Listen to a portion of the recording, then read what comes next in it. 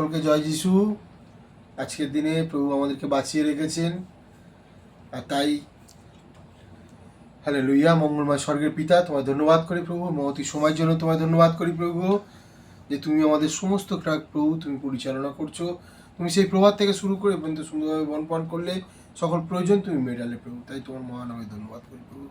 এখন যে বাক্য দেবে প্রভু, সেই বাক্যের জন্য তোমায় আমি ধন্যবাদ করি। সেই বাক্য যেন আমরা অন্তরে রাখতে পারি, আর সেই বাক্য নিয়ে যেন জীবন পথে চলতে পারি প্রভু। সমস্ত কিছু তোমার চরণে দিয়ে সমস্ত প্রার্থনা যিশু বাবা তোমার নামে চাইলাম। আজকের দিনে আজকের প্রভুর বাক্য গীত সংহিতা 43 আমরা পড়ছি 1 থেকে 5 পর্যন্ত। হে ঈশ্বর, আমার বিচার করো, অসাধু জাতির সহিত আমার বিবাদ নিষ্পন্ন করো, ছলপ্রিয় ও অন্যায়কারী মনুষ্য হইতে আমাকে উদ্ধার করো, কেননা তুমিই আমার দুর্গা স্বরূপ। ঈশ্বর, কেন আমাকে ত্যাগ করিয়াছ? আমি কেন শত্রুর দৌরাত্ম্য বিষণ্ণ হইয়া বেড়াইতেছি? তোমার দীপ্তি ও তোমার সত্য প্রেরণ করো, তাহারই আমার পদপ্রদর্শক হোক। তোমার পবিত্র গিরিতে ও তোমার আবাসে আমাকে উপস্থিত করুক, তাহাতে আমি ঈশ্বরের বেদির কাছে যাইব, আমার পরামর্শজনক ঈশ্বরের কাছে যাইব। আর হে ঈশ্বর, আমার ঈশ্বর, আমি বিনা যন্ত্রে তোমার স্তব করিব। হে আমার প্রাণ, কেন অবসন্ন হও? আমার অন্তরে কেন ক্ষুব্ধ হও? ঈশ্বর অপেক্ষা করো, কেননা আমি আবার তার স্তব করিব। তিনি আমার মুখের পরিত্রাণ ও আমার ঈশ্বর। আমিন। আজকের দিনের বাক্য বলছে যে প্রভু দাউদ তার নিজেকে শত্রুর কাছে যখন নিজেকে সমর্পিত হয়ে যাচ্ছে, দাউদ যখন বিপদেগামী, দাউদকে যখন চারিদিকে ঘিরে ফেলেছে, আর তখন দাউদ বলছে যে আমাকে এই শত্রুর হাত থেকে তুমি আমাকে বাঁচাও। কিন্তু দাউদ বুঝতে পেরেছিল যে যদি আমরা তাকাই 43:4, সেখানে বলছে আমার পরামর্শজনক ঈশ্বরের কাছেই যাইব। সত্যিই তাই।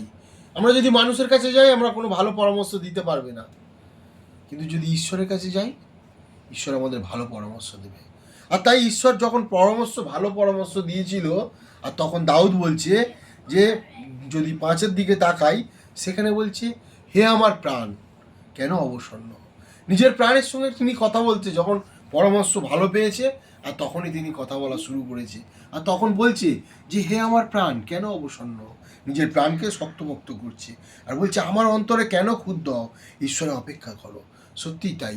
আমরা অনেক সময় কোনো ঝগড়াঝাঁটি অশান্তির মধ্যে যখনই কাটাই, কোনো যখন বিপদ শত্রু চারিদিকে ঘিরে ফেলে, আর তখন মনে করি যে আমাদের চারিপাশে আমাদের সবই অন্ধকার, আমি আর হয়তো প্রভুতে সেবা করতে পারবো না, আমি আর হয়তো যেতে পারবো না, এবং আমি আর সব কিছু আমার জন্য শেষ। কিন্তু এর মতো সময় প্রভু এক সুন্দর পরামর্শ দিয়েছে, আর তাই প্রাণকে ধন্যবাদ দিচ্ছে, প্রাণকে বলছে যে প্রাণ, কেন অবসন্ন হও, কেন অন্তরে ক্ষুব্ধ হও? ঈশ্বরে অপেক্ষা করো, কেননা আমি তার স্তব করিব, তিনিই আমার মুখের পরিত্রাণ। সত্যি, যদি আমাকে পরিত্রাণ দিতে পারেন, আমার প্রভু দিতে পারেন, যিশু বাবাই আমাকে পরিত্রাণ দিতে পারেন। আর যদি পরিত্রাণ নেওয়ার মালিক থেকে যদি আমি দূরে থাকি, তাহলে কখনোই পরিত্রাণ পাবো না। তাই প্রভু ধন্যবাদ করি যে আজকের দিনে এক সুন্দর বাক্য তিনি আমাদের মধ্যে প্রেরণ করলেন। যদি আমাদের মনে রাখতে হবে, যদি পরামর্শদাতা হচ্ছে, সুন্দর পরামর্শদাতা হচ্ছে খ্রিস্ট যিশু নিজে। যদি আমাদের পরামর্শ নিতে হয়, তাহলে প্রভুর থেকে নিই। যদি প্রভুর থেকে নিই, তাহলে প্রভু আমার প্রাণে কথা বলবেন। যদি মানুষের থেকে নিই, আমি বিপদগামী হব। যদি প্রভুর থেকে নিই, তাহলে আমরা সুন্দর জায়গা, সুন্দর পরিস্থিতি আমরা পৌঁছাতে পারবো, সুন্দর ডিসিশান আমরা নিতে পারবো। আর তাই প্রভু এক সুন্দর ডিসিশান নিতে সাহায্য করেছেন। প্রভুর ধন্যবাদ হোক। আমিন।